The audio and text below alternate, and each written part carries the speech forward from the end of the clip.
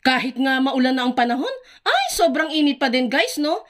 Kaya for today's video, ay gagawa naman tayo ng refreshing drink na gawa sa graham at mangga. Syempre, favorite talaga natin mga Pinoy ang combination ng graham at mangga. Kahit anong okasyon pa yan, di ba? At tatawagin natin itong inumin na to na Mango Graham Shake, Shake, Shake! Tara, simulan na agad natin. Dito nga po sa ating kawali ay magluluto muna tayo ng simpleng gulaman lang.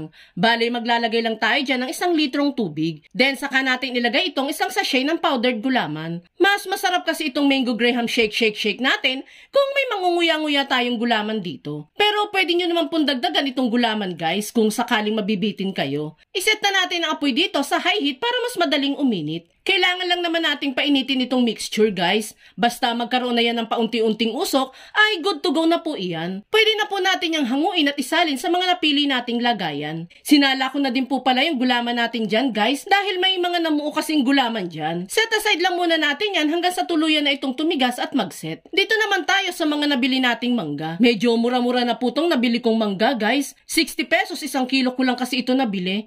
Dati kasi pumapalo sa 80 to 90 ang 1 kilo. Pagkamahali. Bali, pipisngihan ko lang naman itong mga mangga at saka natin yan ihiwain ng maliliit na pa-cubes-cubes. Baka naman kasi mabilaukan tayo kapag nilakihan natin yung hiwa ng mangga, especially ang mga bata, di ba?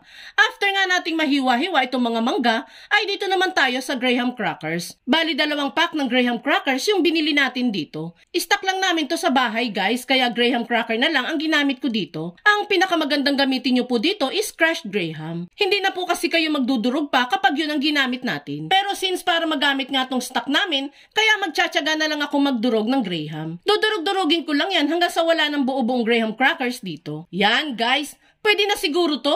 Kahit may bits-bits pa ng graham crackers, after nating madurog tong graham, ay proceed naman tayo sa paggawa ng milk mixture. Dito sa ating medyo malaking lagayan, ay ilalagay lang natin ang 4 na lata ng evaporated milk, 2 lata ng condensed milk, 1.5 litro ng tubig, at 1 cup ng asukal. Yan lang po yung mga kakailanganin natin sa paggawa ng milk mixture guys. Hindi ko po alam kung pwede ba itong ipang negosyo or pang bahay lang, pero ilalagay ko pa din po dito sa video kung magkano ang nagastos natin at ilang piraso ang ating nagawa.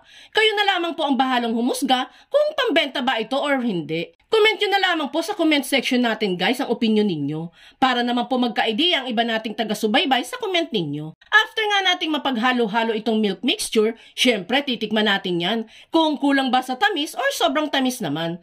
Kapag sobrang tamis guys, add pa kayo ng paunti-unting tubig. Kapag naman po matabang, add na lang po kayo ng paunti-unting sugar. Pero dito guys, okay na ako sa lasa nito. Proceed na tayo sa assembling ng ating Mango Graham Shake, Shake, Shake. Dito guys, gagamit tayo ng 300 ml na bottle na may takip. Binili lang natin yan online. Sa halagang 10 pesos po ang isa.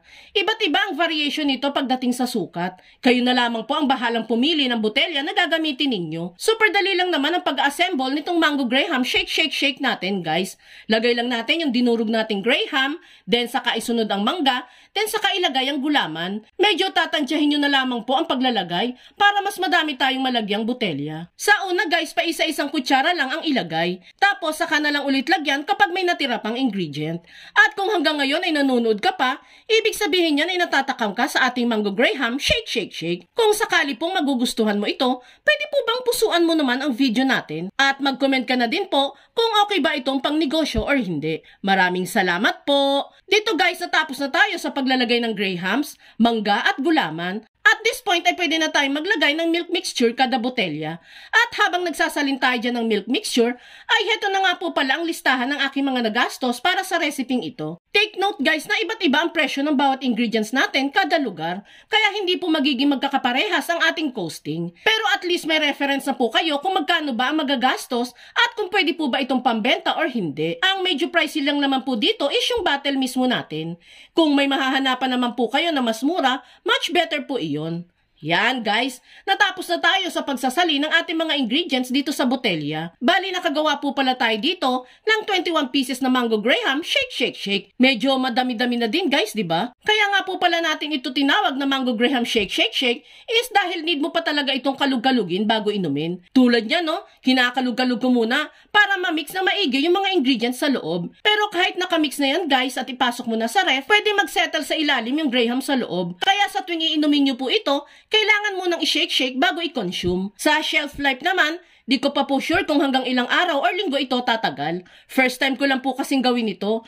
I-update ko na lamang po kayo guys kung hanggang ilang araw ang itatagal nito sa ref. Syempre, kailangan muna natin yung palamigin sa ref para mas masarap inumin. And there you have it guys. Ready to serve na itong napaka-refreshing na Mango Graham shake natin. Tuwang-tuwa pa ang ate Lele nyo dyan sa lasa nitong drinks na nagawa natin. Super sarap kasi guys at tunay na nakaka-refresh talaga. Kaya itag mo na din ang pamilya at barkada ninyo mahilig sa Mango Graham at subukan nyo na din gumawa nito.